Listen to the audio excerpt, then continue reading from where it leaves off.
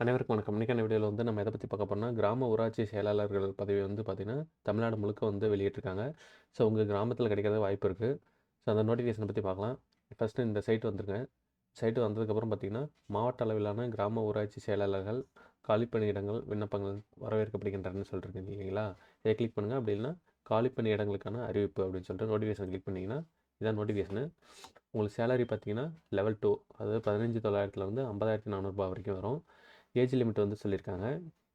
அதாவது 1/7/2025 படி எப்படி இருக்கணும் அப்படின்ட்டுனா, பொதுப்பிரிவு ஓபிசிக்கு வந்து 18லேருந்து 32 வயசுக்குள்ளே இருக்கணும். அதுக்கப்புறம் பார்த்தீங்கன்னா, மிகவும் பிற்படுத்தப்பட்ட வகுப்பினர் இவங்கெல்லாம் பார்த்தீங்கன்னா 18லேருந்து 34க்குள்ளே இருக்கணும்.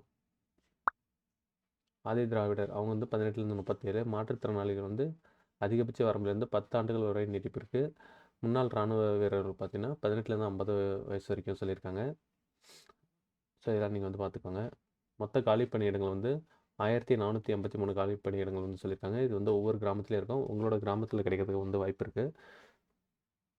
மாவட்டங்களில் உள்ளவாறு கல்வித் தகுதி வந்து பார்த்திங்கன்னா 10ஆம் வகுப்பு தேர்ச்சி பெற்றிருக்க வேண்டும். விண்ணப்பதாரர்கள் குறைந்தபட்சம் 8ஆம் வகுப்பு வரை தமிழ் மொழியை படித்திருக்க வேண்டும் அப்படிங்கிற மாதிரி சொல்லியிருக்காங்க. விண்ணப்ப கட்டணம் வந்து பொதுப்பிரிவினர், அதுக்கப்புறம் பார்த்திங்கன்னா பிசி எம்பிசி இவங்க வந்து ரூ. 100 கட்டணும். ஆதி திராவிடர் எஸ்சி எஸ்டி பார்த்திங்கன்னா ரூ. 50 வந்து பே பண்ணணும்னு சொல்லியிருக்காங்க. கடைசி நாள் வந்து பார்த்திங்கன்னா 9/11/2025. இன்னும் 1 மந்த் டைம் இருக்குது.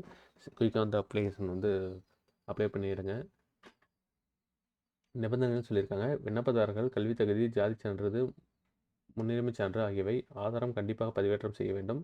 இன சுழற்சி, வயது மற்றும் கல்வி தகுதியுள்ள நபர்களிடமிருந்து வரப்பெறும் விண்ணப்பங்கள் மட்டுமே ஏற்கப்படும் அப்படின்னு சொல்லியிருக்காங்க. மேற்படி காலிப்பணியிடங்களுக்கான விண்ணப்ப படிவு வந்து இந்த இணையதளத்தில் வந்து வெளியிடப்பட்டுள்ளது அப்படிங்கிற மாதிரி சொல்லியிருக்காங்க. ஸோ அப்ளிகேஷன் வந்து பார்த்தீங்கன்னா, இது அப்ளை நோ அப்படின்னு சொல்லிட்டு கொடுத்தீங்கன்னா இந்த மாதிரி ஒரு அப்ளிகேஷன் வந்து உங்களுக்கு வந்து வரும். தமிழ்லேயே தான் இருக்கும். இதை நீங்கள் ஈஸியாக வந்து மொபைலே கூட வந்து அப்ளை பண்ணிக்கலாம்.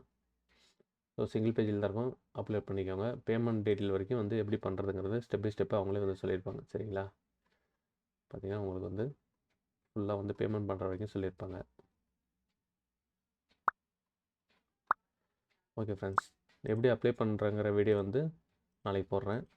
ஓகே ஃப்ரெண்ட்ஸ், இந்த வீடியோ பிடிச்சா லைக் பண்ணுங்கள், ஷேர் பண்ணுங்கள், கமெண்ட் பண்ணுங்கள். அரசோட அப்டேட் பண்ணுற வேலைவாய்ப்பு சம்மந்தமாக உங்களுக்கு ஏதாவது தகவல் வேணும்னா மறக்காம நம்ம சேனல் சப்ஸ்கிரைப் பண்ணி கூட ஒரு பெல் ஐக்கனை கிளிக் பண்ணி நல்லா செட் பண்ணி வச்சுக்கோங்க. அப்போ தான் நான் போகிற வீடியோ உங்களுக்கு உடனுக்குடன் சேரும்.